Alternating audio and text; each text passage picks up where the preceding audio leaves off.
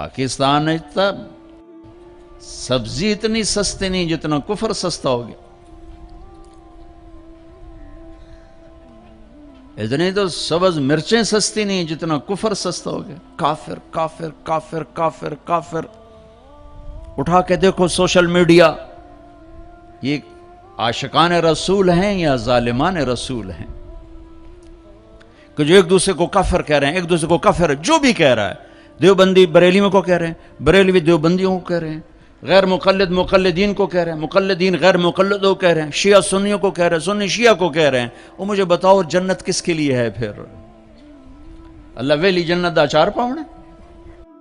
نفرت کی آگ ہے، نفرت کی آگ ہے.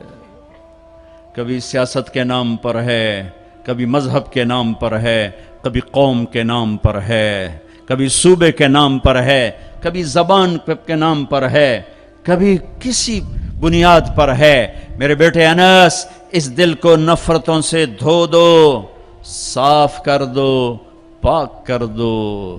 یہ میری عظیم الشان سنت ہے، اور جو میری اس سنت سے پیار کرے گا وہ مجھ سے پیار کرے گا. اب مجھے بتاؤ، یہ ہے عاشق رسول کا معیار. اگر میرا سینہ کسی بھی فرقے کے مسلمانوں کے بغض سے بھرا ہوا ہے، میں بڑا جذباتی ہو جاتا ہوں اس مضمون کو چھیڑتے ہوئے. مجھے غم لگتا ہے، غصہ نہیں غم لگتا ہے. اور یہ آگ تم تاجروں نے نہیں بھڑکائی، یہ آگ اصحاب منبر نے یہ آگ لگائی. میں سب کی بات نہیں کرتا ہوں، ہر فرقے میں بڑے معتدل علماء ہیں، لیکن ہر فرقے میں کچھ ایسے سنگ دل ہیں جو بیٹھتے منبر پر ہیں اور چھڑکتے پٹرول ہیں، اور اپنی زبان کی آگ سے پھر اس سے آگ دکھاتے ہیں. پھر یہ نوجوان دست و گریباں ہوتے ہیں اور سلام کرنے سے بھی جاتے ہیں، جنازے پڑھنے سے جاتے ہیں. میں کیسے سمجھاؤں؟ کہاں سے الفاظ لاؤں؟ میرا سینہ پھٹ گیا ہے. میں 15 سال سے یہ مضمون بول رہا ہوں، کبھی کسی سے معاوضہ نہیں لیا. یہ کوئی فخر سے نہیں بتاتا ہوں، صرف اپنی صفائی پیش کرنے کے لیے بتاتا ہوں. تیسری دفعہ بھائی عقیل، ان کی میں سخاوت کی وجہ سے ان کی قدر کرتا ہوں. میں اس لیے آ جاتا ہوں کہ یہ سخی آدمی، اور سخی سے اللہ پیار کرتا ہے. لیکن مجھے ٹکٹ کبھی نہیں دیا، میں اپنی ٹکٹ پہ آتا ہوں کہ میں نے اس کا معاوضہ اللہ سے لینا ہے، اس سے تھوڑا ہی لینا ہے کہ جاتے ہوئے لفافہ میری جیب میں ڈال دے. تو میں دکھ سے بولتا ہوں کہ یہ آگ منبر سے بھڑکی ہے. سب کی بات نہیں کرتا ہوں، 5 انگلیاں برابر نہیں ہیں، لیکن ہر مسلک کے نوجوان خطیبوں نے ایک آگ بھڑکائی ہوئی ہے، ایک آگ لگائی ہوئی ہے. اچھا، ایک واقعہ یاد آ گیا. ابراہیم علیہ السلام کے لیے آگ بھڑکائی تو گرگٹ پھونکے مارنے لگا، پھونکے.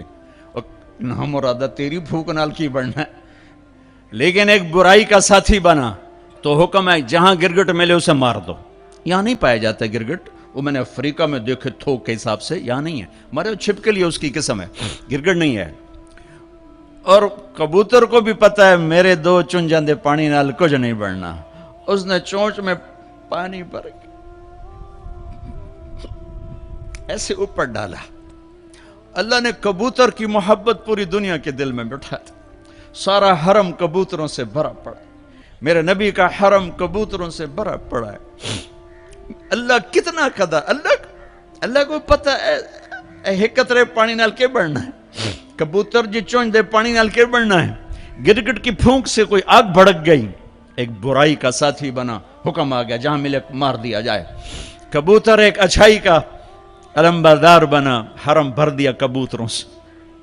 دونوں حرم بھر دیے، کبوتروں کی محبت دلوں میں ڈال دی. کبوتر بادوں سے پوچھو کیسے اتنا بیوی سے پیار نہیں کرتے جتنا کبوتروں سے پیار کرتے. مجھے پتا ہے میں اس آگ کو نہیں بجھا سکتا،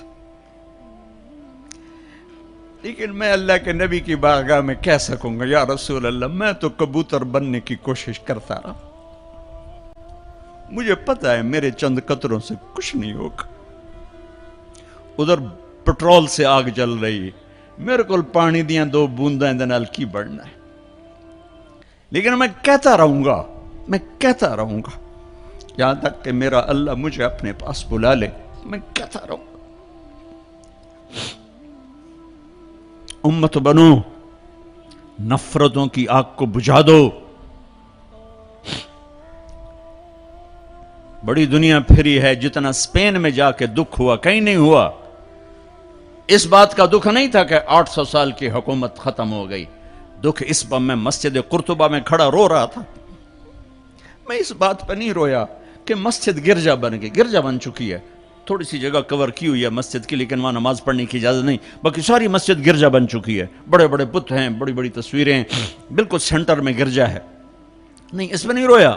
رویا اس بات پر, محراب کے سامنے کھڑا تھا اور مجھے وہاں قرطبی نظر آ رہے تھے نماز پڑھاتے ہوئے, ابن عربی کے فلسفے نظر آ رہے تھے, اللہ کی معرفت کی گتھیاں سلجھا رہے تھے, بقی ابن مخلد کا درس حدیث نظر آ رہا تھا, قرطبی کا درس تفسیر نظر آ رہا تھا, یحییٰ بن یحییٰ اندلسی کی درس حدیث کی مجلس نظر آ رہی تھی. لیکن وہ میرے خوابوں میں تھا, باہر تو بت پڑے ہوئے تھے. اور میں جو دکھی ہوا کس بات پہ ہوا کہ جس وجہ سے اسپین کی مسجدیں گرجا بن گئیں, 800 سالہ حکومت